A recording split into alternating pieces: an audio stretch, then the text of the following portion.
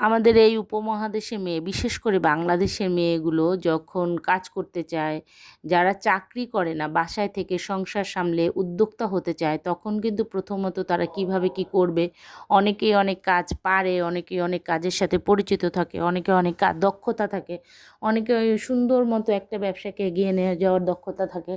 কিন্তু এই ব্যবসাটাকে তারা কিভাবে শুরু করবে, এই ব্যবসাটাকে তারা কিভাবে মানুষের সামনে উপস্থাপন করবে, সেই প্ল্যাটফর্মটা পাওয়াটা একটা কিন্তু কঠিন ব্যাপার। তো আমরা এই ডেজলিং প্রাঙ্গণে যে মেলাটা প্রতি বছর করি, মানে এই 2-3 বছর ধরে করতেছি, কয়েকবার করলাম।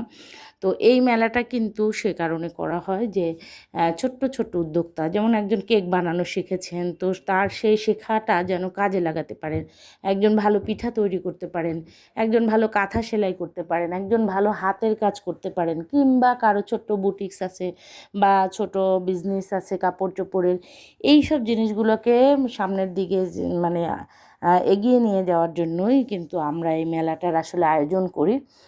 তো এবং অবশ্যই এরা কিন্তু সবাই স্কুলের অভিভাবক। তো আমি যেহেতু একজন নারী, আমি কাজ করি, আমি একটা স্কুল পরিচালনা করি, আমারও একসময় বুটিক ছিল। যাই হোক, সেটা আপাতত বন্ধ, কিন্তু আমার এই কাজগুলো খুব ভালো লাগে।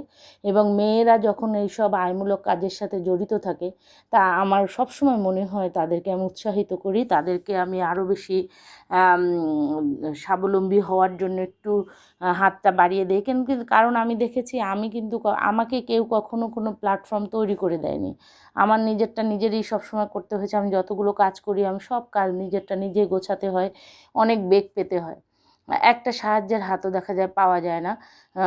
চিন্তাও নিজের, পরিকল্পনাও নিজের, ইকোনমিক্যাল সব কিছু নিজেরই মেনটেন করতে হয়, এগুলো অনেক চাপ। তো যেসব মেয়েরা সব পরিবার সামলে, বাচ্চা কাচ্চা সামলে একটু কাজের জন্য সামনে এগোতে চায়, তাদেরকে যদি একটা প্ল্যাটফর্ম দেওয়া হয়, একটুখানি সুযোগ দেওয়া হয়, হয়তো তার দক্ষতাটা কাজে লাগতে পারে। আমি কিন্তু সেই চিন্তা থেকেই এই মেলাগুলোর আয়োজন করি। হ্যাঁ, মেলায় ভুল ত্রুটি থাকতে পারে বা এরকম ওরকম থাকতে পারে, কারো মতবিরোধ থাকতে পারে, কিন্তু যার যে কয়জন উদ্যোক্তা এখানে স্টল দেন সবসময়, বা যারা যারা দিয়েছেন অদ্যাবধি, কেউ হয়তো আগে দিয়েছে এবার দেয়নি, কেউ এবার দিয়েছে আগে দেয়নি, এরকম সবাই কিন্তু মোটামুটি কম বেশি লাভবান হন এবং তারা পরিচিতি লাভ করেন, এবং তাদের প্রোডাক্টগুলো কিন্তু এই দর্শকের সামনে বা গ্রাহকের সামনে উপস্থাপিত হয়, এবং ভালো মন্দের একটা বিচার হয়, যার ফলে কিন্তু তাদের জাজ করার একটা সুযোগ হয়, এবং তারাও তাদের দক্ষতাকে পরীক্ষা করার এই সুযোগটা পায়। এবং এই সুযোগটা কিন্তু সব সব জায়গায়, সব এলাকার মানুষ পায় না, বা সব জায়গায় পায় না।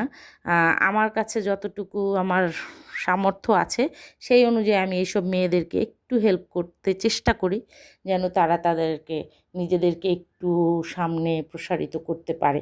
তো সেই দিক থেকে মেলাগুলো যতবার করেছি, আলহামদুলিল্লাহ মেলাগুলো সুন্দর হয়েছে, এবং উপস্থিতিও ভালো ছিল, সবার বিক্রি বাট্টাও ভালো হয়েছে, সবার পরিচিতি লাভ করেছে। এবং যখন আমি জিজ্ঞাসা করেছি যে আগের মেলা থেকে আপনারা লাভবান হয়েছেন কিনা, বা আগের মেলা থেকে আপনাদের পরিচিতি বেড়েছে কিনা, আপনারা নতুন গ্রাহক সংযোজন করতে পেরেছেন কিনা, আপনাদের প্রোডাক্টগুলো মানুষের কাছে, আপনাদের সেই প্রোডাক্টের আবেদনটা পৌঁছাতে পারছেন কিনা, তারা কিন্তু বলেছে যে হ্যাঁ, আমরা অনেকের অর্ডার পাচ্ছি, অনেকে এভাবে, মানে এই যে একটা পরিচিতি হওয়া, এই যে একটা মার্কেট পাওয়া, এই যে একটা ফিল্ড পাওয়া, এটা কিন্তু একটা বিশাল ব্যাপার।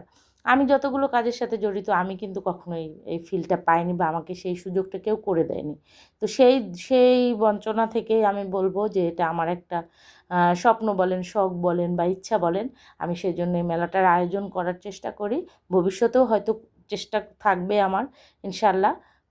তবে এই মেলাটা করতে পেরে আমি নিজে খুব আনন্দিত হই, আমার খুব ভালো লাগে। আপনারা দোয়া করবেন, আর যারা উদ্যোক্তা হতে চায়, যারা এই কাজগুলোকে সামনের দিকে নিতে চায়, তাদের জন্য সবাই দোয়া করবেন যেন এরকম আয়োজন সবসময় হয়। ভালো থাকবেন সবাই, আল্লাহ হাফেজ।